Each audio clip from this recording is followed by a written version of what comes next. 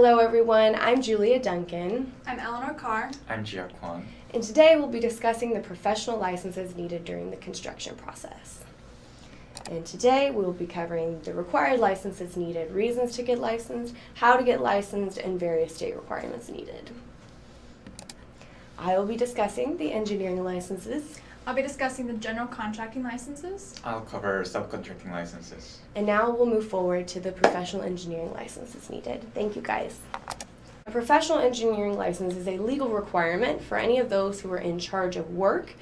Within the construction industry, a PE license is required to design certain systems for execution and is required to coordinate work of other professional engineers and architects engaged in design. This license assures the public of an engineer's dedication, skill, and quality.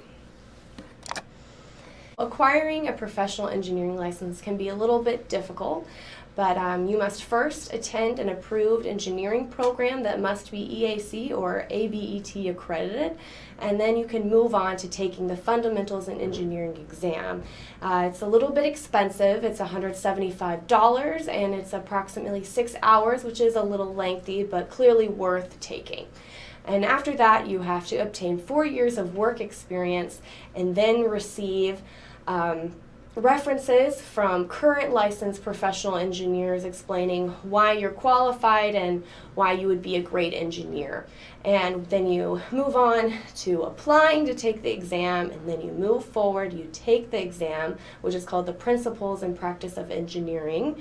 And this is also a very expensive examination. It's approximately $350, and the pass rate is definitely a little bit lower. It's 59%, and the exam duration is 8 hours, but once you achieve that, you'll get a lot of reward.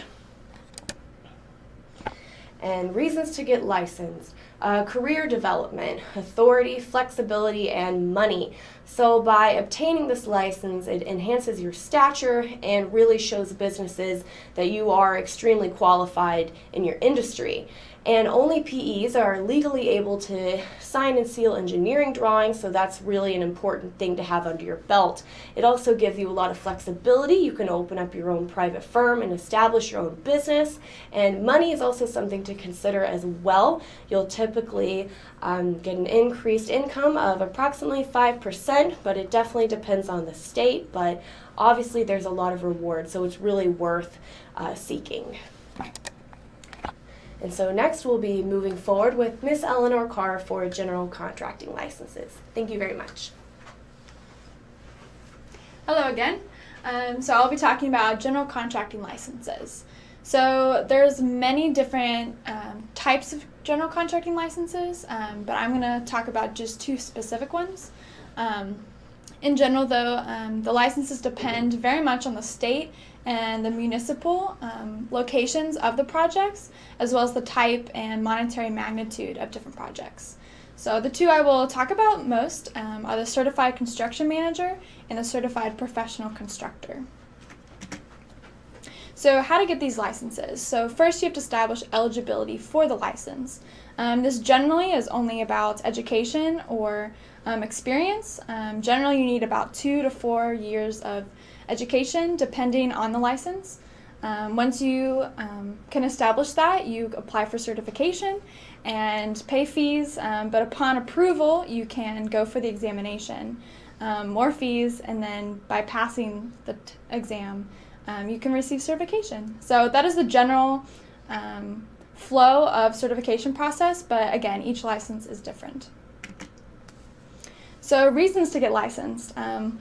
As I stated earlier, there are legal permissions depending on the project. So depending on the state or where the location is for municipalities, there are legal permissions to what contractors can accept what jobs. Another reason is professional marketability and career advancement. It's really sought after for employees and also employed general contractors to have these licenses just to give them an edge on competition, but also to increase just their own experience, giving others the assurance of their abilities. The third reason, lower liability insurance. In the construction industry, insurance can be costly just because there's so many things going on, so many people involved. So this is definitely a benefit for the owner as well as your employer at lowering those rates. And like I stated earlier, owner and employer assurance, just that as a general contractor, you are able to complete a project effectively and quickly, just to give the whole project success. And now we'll move on to the subcontracting licenses with Jay. Hello again. So subcontracting license is the license that subcontractors need to work as a subcontractor, and there are many areas that you can specialize in, such as like carpentry, roofing, and electric installation. And each state has specific guidelines, which often include like minimum experience requirements and passing scores on a written exam. So you need to check your state guidelines first. So how to get the licenses? First, gain skills in construction. You need to decide the area you want to be specialized in, such as plumbing, roofing, carpentry, or electrical installation. And also, as I said, state requirements are different every state, so you need to check the state requirement first. And then you need to complete a program or apprenticeship from an approved trade school or licensed contractor or union. And after you complete the program, you can get the license. And as I said, every area has different passing rate and application fees, so you need to consider that as well.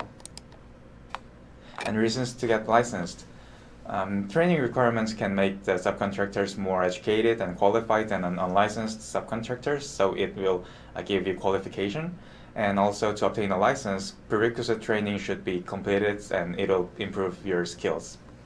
And also, the license certifies that the subcontractor is legally allowed to provide services, so it will give you legal permission.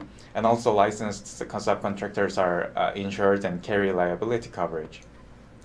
So for a professional engineering license, the license is required at a state level. So it varies from state to state, so you really need to be sure and check your state policies if you're planning to move anytime soon. For general contracting licenses, again, it is very important to check the state in which your project is located, because that will determine what licenses are needed for different monetary values of projects. For subcontracting licenses as well, every state and every area has different rules and guidelines, so you need to check that first. So in conclusion, there are 3 different types of licenses needed in the construction industry, which include engineering licenses, general contracting licenses, and subcontracting licenses. Each license has a different way of being obtained. They have different state levels and requirements, so be sure to look those up and make sure to educate yourself on those before you attempt to practice. So thank you very much. We appreciate your time and hope we've given you some insight on different licenses needed. Thank you. Thank you. Thanks.